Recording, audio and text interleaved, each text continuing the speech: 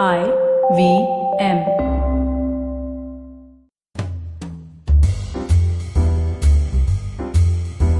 Welcome to Absolutely Right, a show that celebrates and decodes minds of some amazing achievers.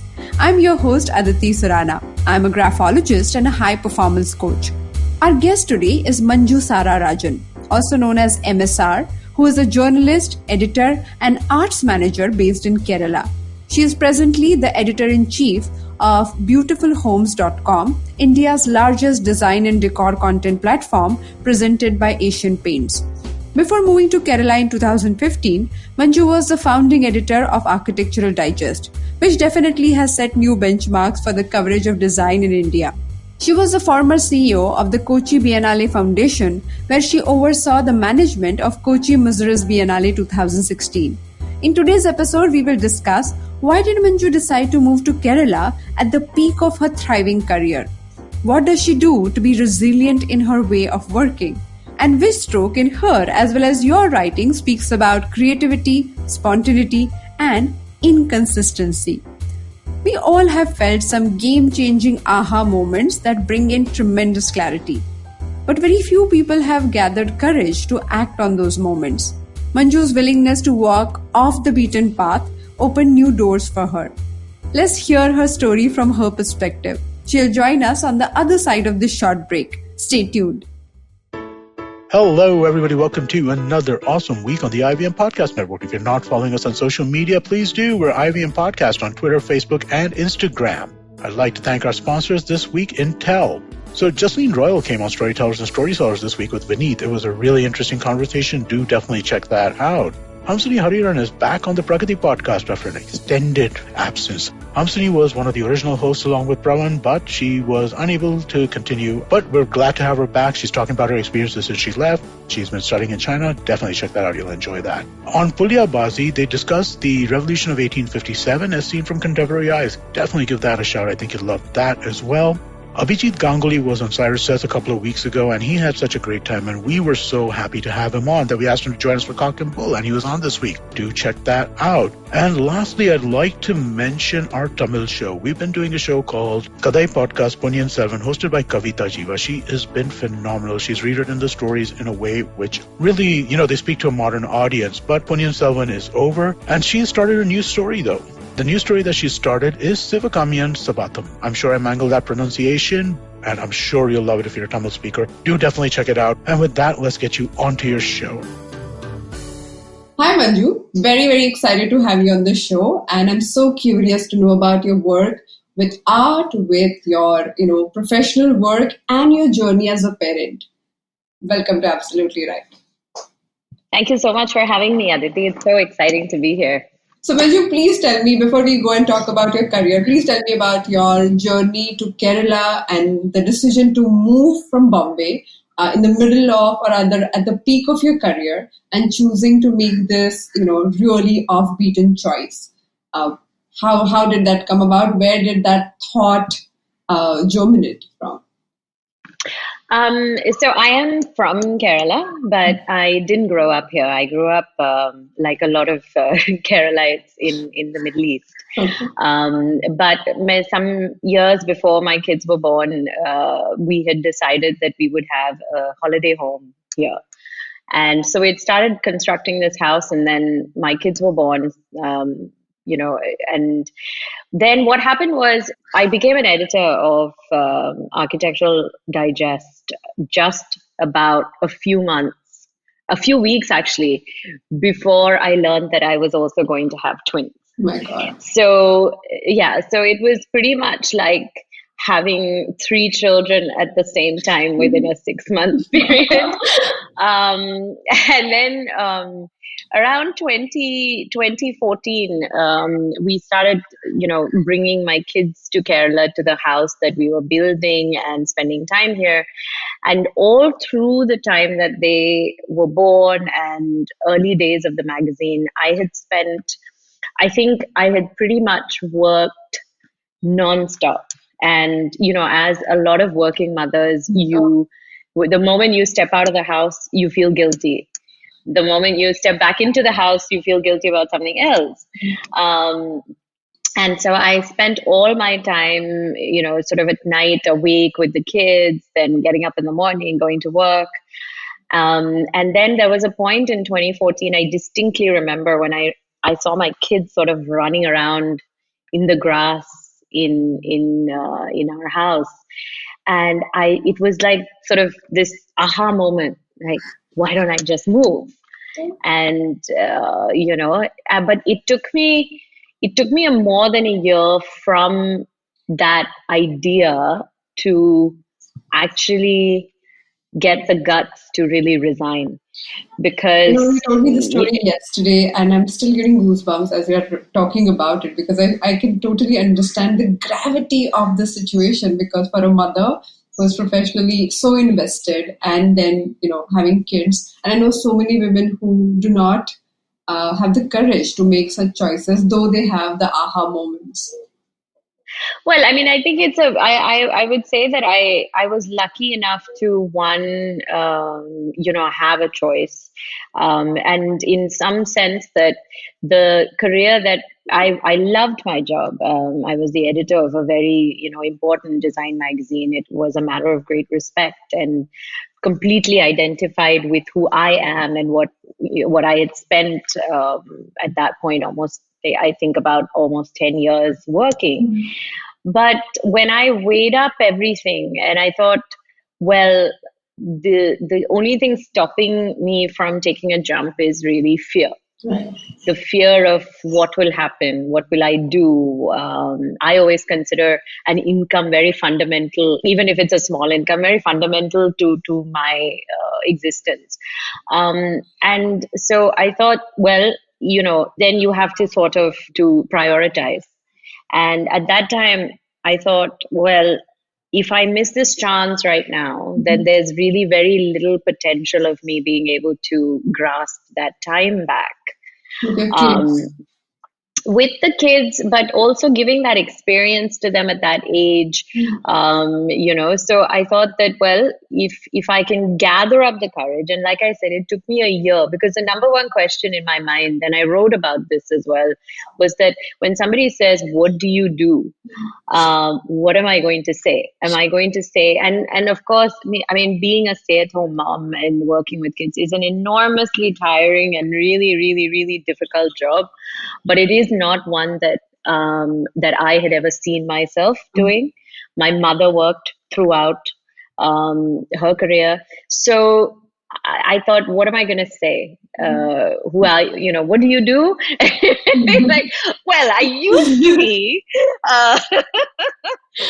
I am the XXXXX of XXX things.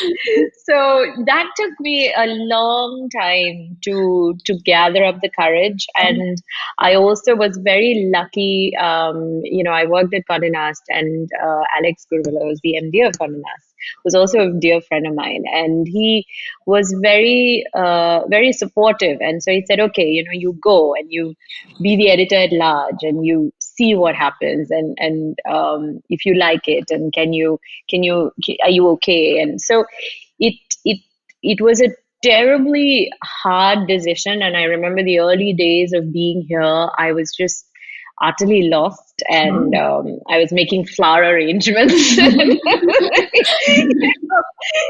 Taking videos of my kids running around, and every time my son threw a tantrum, I'd be like, oh my god, what have I done? Why am I here? I have nowhere to go.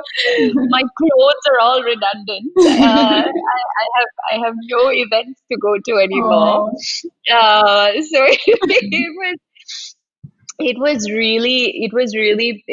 really difficult. But like I said, there was, sometimes you have this idea, and it takes over your head as a great idea, and it doesn't often happen. But when you get it, I mean, even for myself, I don't think I've had that many times, but it got me, and it felt like it was the right thing to do, and we'll see what happens. And yeah, I mean, and that is literally what happened. But like I said, it took me a whole year to gather up the courage to say, to my team and to my boss, and to say, okay, I want to do this, and gather up I read and I researched, and I listened to interviews of other women who worked, and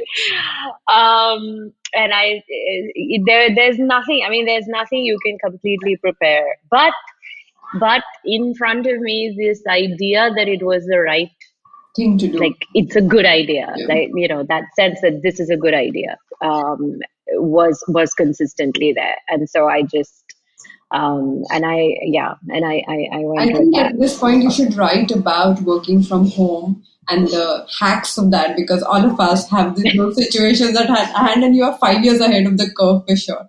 So after looking at it, after 5 years, what do you think? Like, what is the experience now when you look back? So that's exactly what I was saying at the beginning. When you're out of the sort of professional framework that a city gives you, you have to, in some ways, you have to be open to all sorts of possibilities. Sure.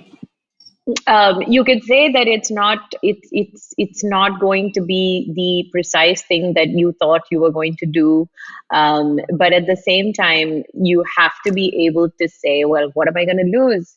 I'm gonna try it out and see if it works. So for me, the last 5 years has consistently, every single year, it has been an exploration in the possibilities of saying yes to things. So what all projects have you done? What all has you done? So the first thing so I moved in 2015, and well, the first thing that came through, the only major event taking place in Kerala, at an international scale, a major event, was the Kochi Biennale, and the founders of the Kochi Biennale were both people that I knew at the time, and and I covered art as a journalist, covered and managed a gallery for a while. So art had always been something that I was on a management side, very much interested in. So the first thing that I had done when I moved, in addition to sort of being editor at large and writing, was to go and meet them and see, is there something that I can do and I can help. And I'd done a lot of, not fundraising, but a lot of revenue generating models that we had ideated for my brand when I was in Bombay. So that was something that, the commercial side was also something that I was very interested in. So the first thing I did was really go and see them and see, is there something possible? The office is 2.5 hours away from where I live. But I in my head, I thought, okay, you know what, I'll be here and then I can work. And it's entirely possible. So they were quite keen. And so the first project I took on was to become the communications head for the Kochi Biennale. But the Kochi Biennale is fairly very kind of, it has the ethos of a college festival. So you can do how much ever you wish to do, or very little if you don't wish to do anything. So, but for me, because I had relationships in Bombay, I was able to sort of structure sponsorship deals and things like that. So very quickly after that, they offered me the position of the CEO of the foundation. Largely, I think, because of fundraising capacity rather than anything, and I love working with people and being able to work with them in a way that you care not just about the event, but you also care about the people who actually organize it. So that was the first major. So first is sort of in that communications role, and then as a head of management role, that was sort of the first big thing that kind of happened. And that was a good 3 years of the last 5 years. And I left in middle of 2018. and spent again this sort of time of, oh, what do I do? Where should I go? What should I be? The possibilities are endless, but and while I was I've always believed that Kerala's got a great deal of interesting stories to tell. Sure. That contemporary Kerala is not about houseboats and palm trees and coconuts. that there's a lot of design and art Yes. and literature, and really a very, very intelligent, very smart population of people, especially individuals who have returned from somewhere, people who set up small businesses as design houses, fashion. And I always felt that those stories were really important to tell, that beyond just the tourism segment.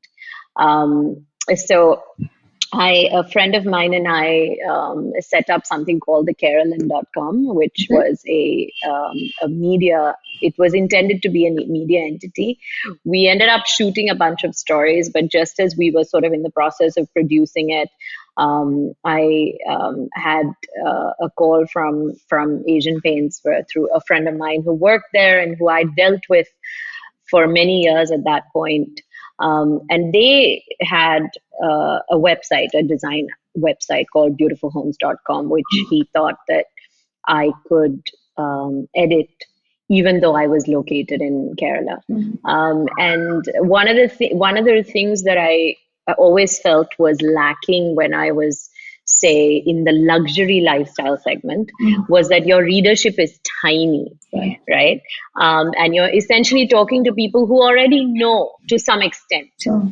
And who are not necessarily interested in as much about, who are interested in hiring the right people more often than not. So what was interesting about beautifulhomes.com was that the readership was vast, and it was a readership that was very interested in design from a practical standpoint. How do I do my own space, or how do I learn about something? It's a completely different approach altogether. Yes, a completely different approach. It was advice, it was education, it was learning, it was, DIY. So for me, that was something that I was very, very interested in, because it was much wider, and because even with the Biennale, that was part of what I loved about it. It wasn't about just a few collectors buying a few pieces of art. It was about the public at large learning about how, and all of us learning about how art and design is a part of everyday life. It's the choices we make. So I thought that was a very interesting, thing, and to be able to sit here and continue to do it. So early last year, I took that on, and when I took that on, the media, I mean, what I wanted to do with sort of telling stories in Kerala, that obviously took a backseat. And so for the last year and a few months now, it's been beautifulhomes.com, and I've also set up a serviced villa, which is a cottage that I run on our property here, with an independent cottage, which is called anugrahakerala.com. It's a website that we've got with the details on it. So those have been the two sort of major things in the last 1 year. And at the moment, like I said, we're just about going to get started on a book, which is also which is really also focused on Kerala. Thank you.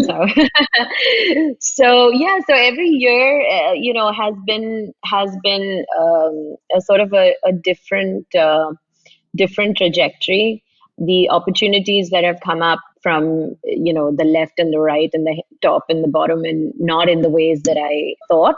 And you never thought so many opportunities will come your way when you. Yeah, no, I didn't think at all. I think I think technology has really changed that, the ability to stay connected, and to be able to feel like you're still part of the larger conversation. Because the fact of the matter is, and I realized this only once I moved out of Bombay, the media, because our English language media is largely based in Bombay, or at best in Delhi. Right.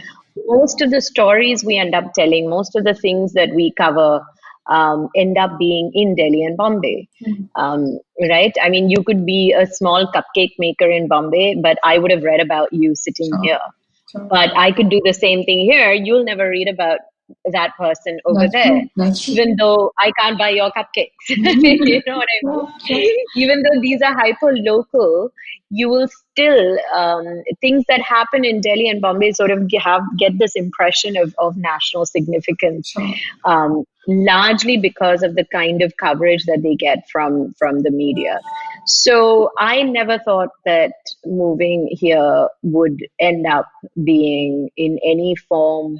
I thought it was definitely a pause, and I thought that I would have to figure out what what one would do.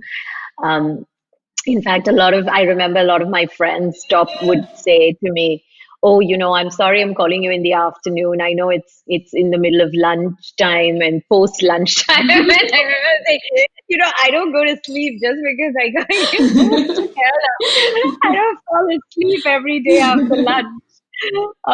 So there were a lot of those kinds of ideas about what it meant So I'm to be curious to here. know about what were the challenges of this decision? Like, what did you face any stigma? Did you realize that there are, people who are still not accepting you in the position that you are, or somebody who does not belong to the space that you are now in? No, I mean, I would say that in terms of my work, there's been absolutely, when I took on the editorial role at beautifulhomes.com last year, I definitely felt extremely grateful that, wow, I'm sitting all the way here. So I would keep coming to Bombay at least twice a month. But of course, the world has now changed, Sure. right? So it's completely different. But I would have to say that in terms of the opportunities I've had, being away from Bombay has definitely actually given me a tremendous impetus in my career rather than the opposite. Rather, the challenges are of living in Kerala itself. Okay. Because Kerala is a very conservative place. It is a place where you have this real contradiction between the way women are educated, but at the same time, what is perceived as their place Okay. in What do you mean? society. Well, like I said, I mean, Kerala has one of the highest rates of educated unemployment among women in the country. Okay. And my friends and I sometimes joke we have some of the most well-educated, tuition teachers, which are really mothers, because women are highly, highly, highly educated, but very often they are forced to stop working Okay. after they have kids, either because the opportunities are not there or because household activities naturally fall into your lap and Right. it is difficult to manage, right? And very often the expectation is that the woman will manage, and so you find very few women in high positions of power, where especially if it's not a family-owned organization. Okay. So when I worked at the Biennale, that was a big challenge for me because, inevitably I would get a question if I was in a meeting, and sometimes in the middle of a meeting, somebody would say, "So where are you from? Who's your husband? What does he do? So adjusting to life in a smaller place, whether it's in terms of just getting all sorts of people to listen to you, to get I'm not a very I'm not someone who's very loud. I'm not very forceful. I tend to be somebody who believes in communicating something and getting people to work with you. But I'm not, so for me, getting everyone together and to work in the spirit of a team especially with such a large team. Initially, that was a big challenge. And in general, in Kerala, there tends to be some people will always be on the lookout for a man who can give them give them a piece of direction as opposed to a woman. So those were challenging, and it is, like I said, it's a very conservative place. And you can either, there are only two ways you can take it. You can either sort of conform to it, or you can not conform to it. But how you do that, you can either be angry about it or you can have a sense of humor about it. I choose to have a sense of humor about it because I find it all a little bit funny sometimes. Um, but that, for me, the biggest challenge really was of living here. Sure. And being able to, in Bombay, when you live in Bombay, when you live in a city, you have a certain sense of anonymity. People don't care, and especially a place like Bombay, no one cares whether your hair is short, your hair is long, whether you have a tattoo, you don't have a tattoo. Whereas I know that when I go out and I live in a village, it could be like, oh, what's that? Where are you from? What are you doing? Where are you going? And And these questions are I'm so uncomfortable for somebody who has never heard them. Yeah. exactly. So for me, those are very uncomfortable questions, and so initially, of being able to kind of, and I'm not somebody who likes to attract attention in that sense, but I am also comfortable in. I like me to be a particular way, but Sure. it's not in order to attract any attention. So it makes me really uncomfortable. So I found that very uncomfortable. I remember when I first moved here and it was just me and my kids, and if something went wrong in the house, we have one or two guys here, and they would call my husband sitting in Bombay to tell him that something had gone wrong, and they wouldn't tell me, and I'd be the last, and I'd be like, why didn't you just come? But we told sir, so like, okay, all right, fine.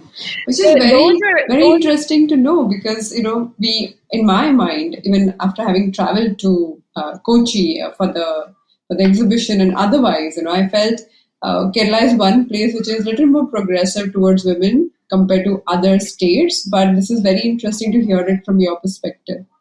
Well, it is progressive. Like I said, it's progressive in terms of education. It is progressive in terms of, women.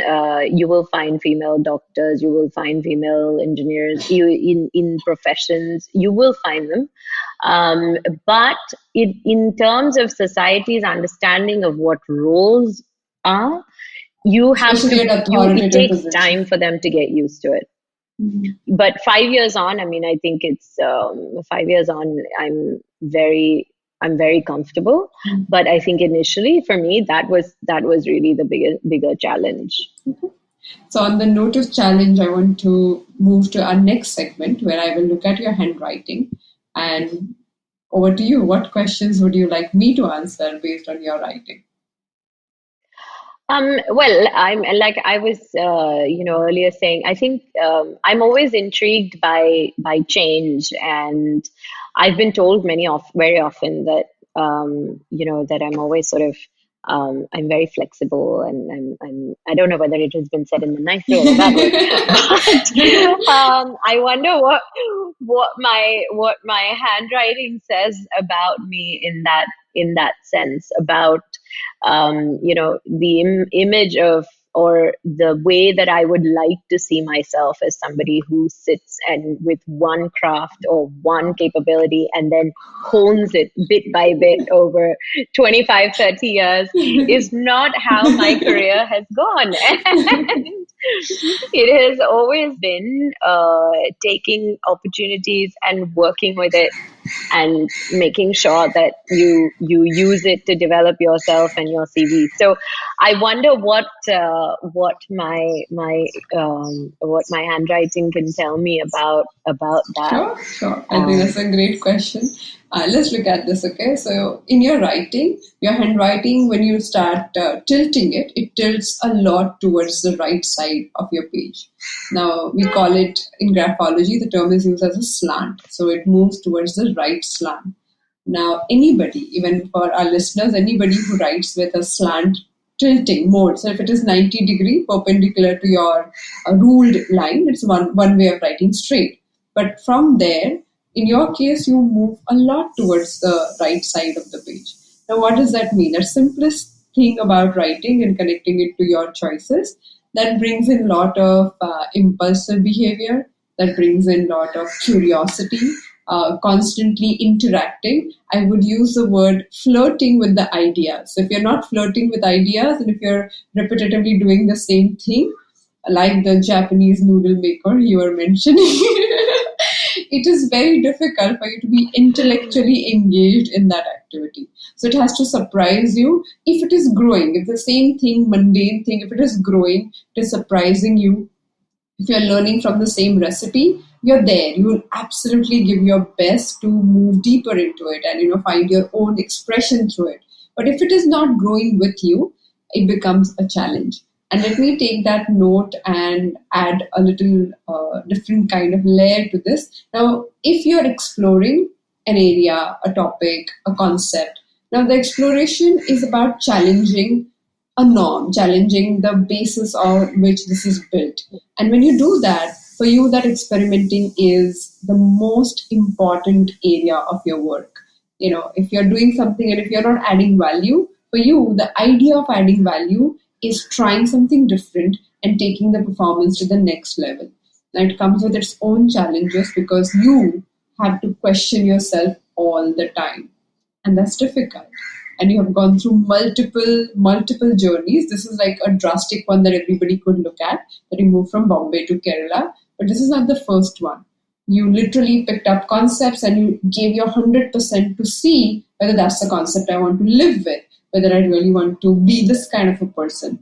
But you do not borrow ideas and make them yours without trying and testing them. So that also Yeah, comes I've always had this idea that some people write stories about others, and some people are a story. And to me, the notion of not of staying within the same comfortable zone that you begin with, and you just stay there and don't kind of if you use that analogy of like a rubber band, sort of stretch yourself to as far as you can go. For me personally, that's something that I would like. But it's that contradiction, right? That idea of one staying somewhere and just doing the same thing over and over again, but really well, but at the same time of moving away. So it's a constant kind of trying to figure out which one, or is it okay? Is it okay to be both?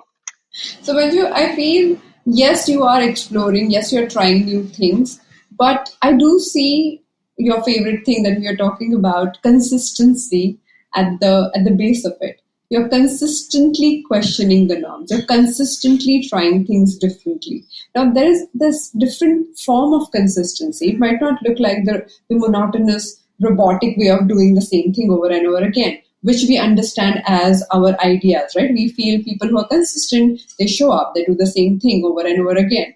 But it takes creative consistency to be in the process, to go through the churn over and over again. Because what I'm trying to say is, it is tough to constantly put yourself through those, different explorations and question things, because we love to settle down. And one of the things that you can identify with is you don't like to settle down. The very moment you feel that you are feeling settled, you're like, okay, oh my God, how can that happen? You start feeling that my life is going through some crisis. And then you start, like in a way breaking away from whatever you think is stopping you. In your writing, there's one particular stroke which speaks about flow of thoughts. It's a connected stroke, and it really allows you to express whatever you have to say verbally or in writing in a really artistic way. And you're not doing it now. It always happened even from childhood. You wanted, every time you tried articulating your thoughts, they took their own shape, and you pretty much took notes and you told those things to people. And it's a very seamless flow in the way you connect unrelated things. And I think that has always helped you in every career that you just described, every choice that you made?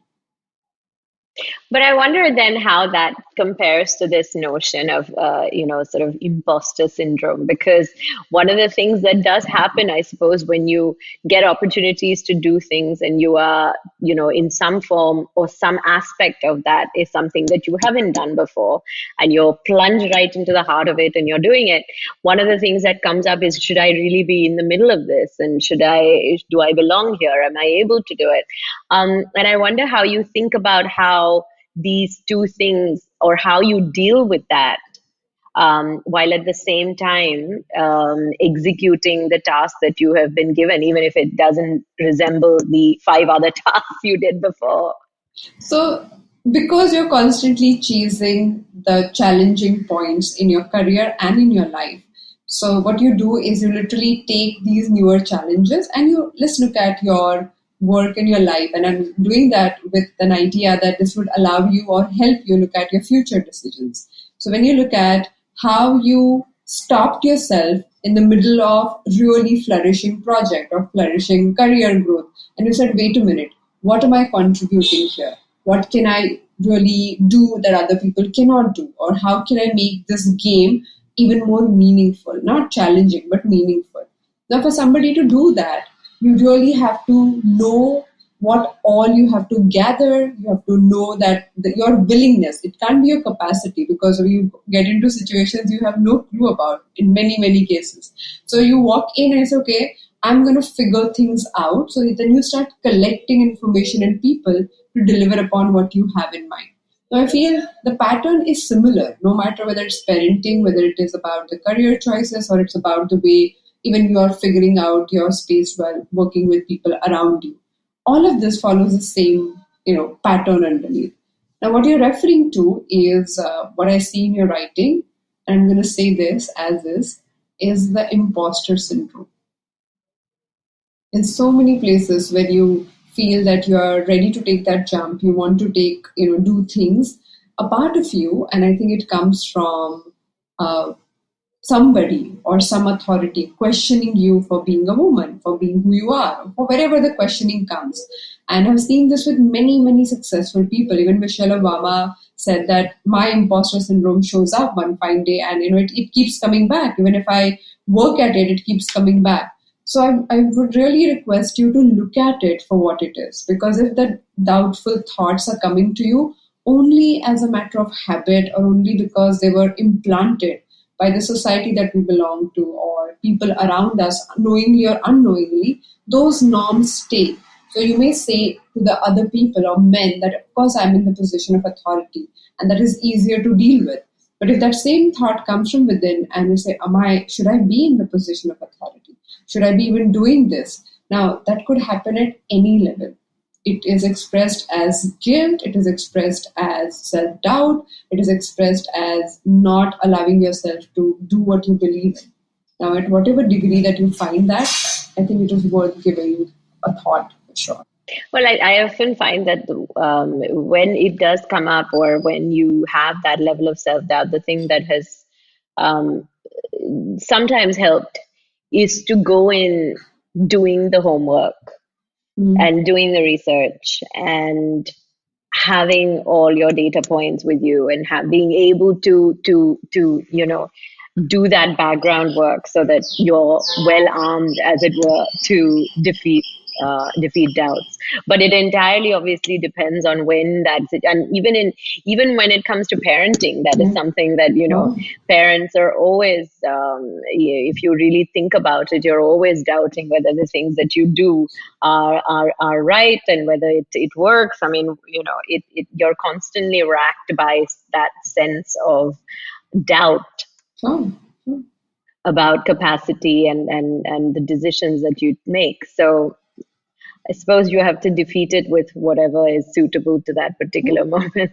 And also along with that, the another aspect that I feel that you use most of the time is your tremendous grit to go through the process. You would not leave the situation until you feel you're not done. So even if it is uncomfortable, even if it is not giving you the kind of recognition or validation of your own idea, if you think you still have energy left to give your best shot, you will go ahead and do it. I think that has been an important aspect of your career growth for sure. That you have not left any stone unturned according to you. Other people may think anything, but you haven't done that for sure in your mind. Yeah, I mean, I think that's something that I often say to my kids as well, that, you might not be able to always get it right, but you need to know that you've tried. You've tried hard, and you've tried, and you've not given up, Yep. and not tried, because it's to me, even if the end result doesn't really work, to know that I've stuck with it and put my head down and I've coped and gave it my all is something that's enormously important to me. And I think hard work also can go a long way, even if you're not superbly lucky or superbly, not all of us are born geniuses, but hard work can take us a lot further than geniusness even.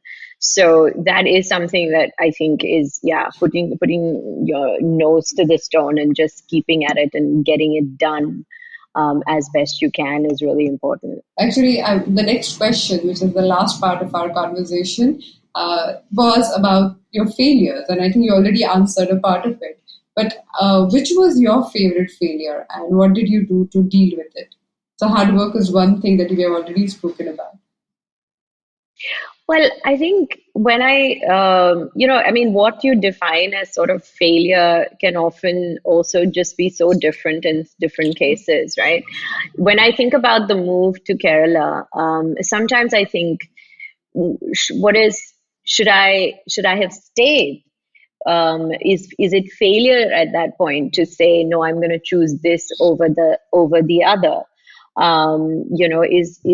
So it depends really on the way you perceive it and the way we think about it. So that was one thing that I realized, also, because when you are in that doubt of, am I making the right choice? Am I giving up? Is this giving up, or is it trying something new? I mean, it's the same decision, but it's just a completely different way of thinking about it. That was something that I realized also, that, okay, you can put a positive spin on it and you can think about it like this, but somebody else can see it in a completely different form. In terms of, that same contradiction is there pretty much for many, many things. In my mind, in some form, I've always also thought, is entrepreneurship something that I would like to try? But then I think, oh, well, I don't think I'm a very good entrepreneur, because I've always loved the structure of places, and to fit into the structure.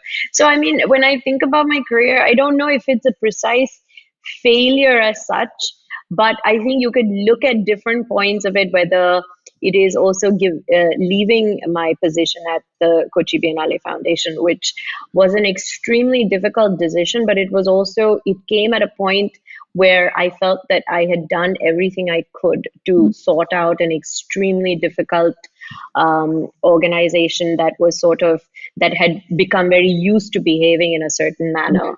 And I decided that at that time that, no, I've done the best I can do here. And if I continue to keep trying and kind of pushing my head against the wall, what am I going to achieve? And what is that again taking away from my life? And you can see again, is that again giving up, or is it making a decision for yourself? But one thing that I've, when I consider that and when I look back, I always think that, well, did you give it everything that you could have given it? Did you try everything that you could try? Did you leave it in a better position than you found it? And that I can say 100% yes. Right. So it is your own understanding about your best shot at the situation. Yeah. And also really about leaving it. Never leave anything. For me, when I think, never leave something when it's at its worst. Leave it in a better way. And I remember when, because of the challenges of that job, and and raising funds and all of that, and there were many times in that process where things were so difficult that I could have said, no, I don't want to do it. This is like really bad, and I'm going to do it. But I wanted to get it to a place where there was money in the bank, where there was, things were paid for, things were done. So I could say I'm leaving, but I am leaving now when things are better. I have settled matters. I have settled the matters that I was responsible for. And things are better than when I found it. And then you go. So don't flee when the house is on fire, is the way that I kind of think about it. So failure, it can always be looked at in different ways, but like I said, I've learned something from every situation. And in all fairness, when I think about some of those situations, when you're in the middle of the situation, it just really is very difficult. Yes. But I'm extremely, extremely glad that those things happened. And like I said, it's that when I think about it, it's okay, did you give it your best shot? And if the answer is yes. My last question to you is, do you have any mantra, any quote, any slogan that you remind yourself of when you're dealing with your tough phases? Yes. So on my arm you can't see it on this, but it's a saying, and I love the Hebrew script, so it's in Hebrew. I hope it's been written in the right way. I don't know, because I don't read Hebrew, but it's a saying, this too shall pass. And many people say, "Oh, point in time so much." Yeah, well, but the thing is, I like to always point out that I don't mean for it in times of bad, but I also mean for it in times of good. Because one of the ways you are able to capture the moment is to remember that. One of the ways to enjoy this conversation for me is to remember that. Right? The moments with my kids, to be able to say, well, a 4-year-old's joke is a great joke because you have experienced that one-on-one, and to not look back and reminisce over something that I wasn't able to experience. So it's not just the bad times, but also the good times. To know that it will pass, and so you capture it, and you sit in the middle of it and really allow yourself to enjoy it, because it will go, and people will come and people will go and things will happen. But for me, this is something that given the experiences of my life, this is something that I've believed in a lot. When you have love, you lose love. When you go through bad experiences and you get through it, and I think of myself as someone who has really like a little cockroach, just sort of put something up and just gone through and kept at it. But let me tell you, cockroach is one of the most resilient insects Exactly, ever. exactly. Resilience, you're small, but you're resilient, and you're fast. And so that's how I think of myself. And so that ability to say, okay, don't get caught up in the pain. It will go. You will get through it. I'm also a big Vipassana follower, and and that is the thing that you learn in Vipassana, that whatever you feel, don't capture it and just hold on to it, because it's very temporary, and it will leave you momentarily. So you just have to wait for the moment to pass. That's such a beautiful way to go about life, everything that you do. And I believe that also allows you to be completely present in the moment of everything that you're doing. That's wonderful. Thank you so much for being on this show. Thank you so much. Conversation. And I can't wait to read your book. All the best on your journey as an author. Thank you so much, Aditi. It was so enlightening, and it's such an interesting conversation. And anything that helps one think about oneself in the context of something large is always interesting. So thank you for doing this. Thank you. And spending time considering other people. I think that's a really lovely, lovely, lovely task. I think So thank you. that's life. So I'm so glad I get to do this. I'm so excited, and so I'm looking forward to the journey of just exploring other people for our listeners, Yeah. because you don't get to do that otherwise. So that's like an insider. Absolutely. Thank you. Thank you. If you could relate to the conversation about imposter syndrome, then make sure that you listen to the Absolutely Right episode number 60, where I spoke about 5 ways to deal with it. Writer Jodi Picoult said, "The human capacity for burden is like bamboo, far more flexible than you would ever believe at first glance." So resilience is the key. Resilience is one's ability to bounce back from life's disappointments, failures, pain, as well as the ability to deal with new situations, challenges, in short, the new normal.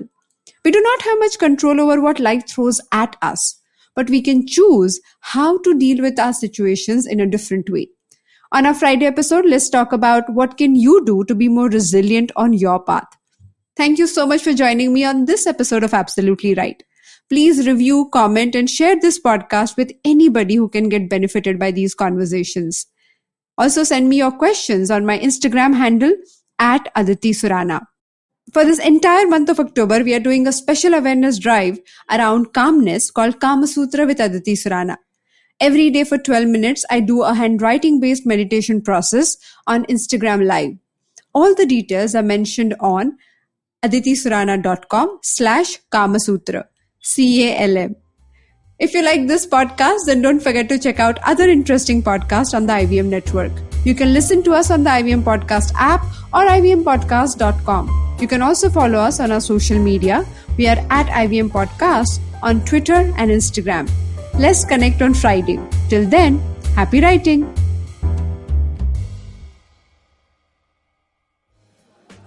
बेटा, did you know 79% of all scientists in NASA are Indian only? देखो, India में tax सिर्फ middle class भरती है. Everyone is just enjoying free यार. आजकल के youngsters are only interested in partying and enjoying. उनको देश की पड़ी ही नहीं है. बेटा, तुम बस शादी कर लो, उसके बाद तो you can enjoy life like anything. I will tell you what this country needs. This country needs 15 years of dictatorship. That is the only way to become a superpower. See the Chinese, how much they've progressed. सुनो, तुमने ये WhatsApp forward देखा? So what's common between all of these statements? They're all absolutely rubbish. Fake WhatsApp forwards that spread like wildfire. And statements that defy any logic. They are here to debunk them all. We're your family WhatsApp group's worst nightmare. We're what happens when you read a book. Basically, we're just a bunch of guys who want to cut through the bullshit of everyone saying this, how it won't be true. So that the next time someone confidently squeezes out some WhatsApp or Twitter BS, you can look them dead in the eye and go, "Uncle, please sit." So join me, Joel, and me, Tushar, every Mondays for a fresh new episode of Uncle, Please Sit.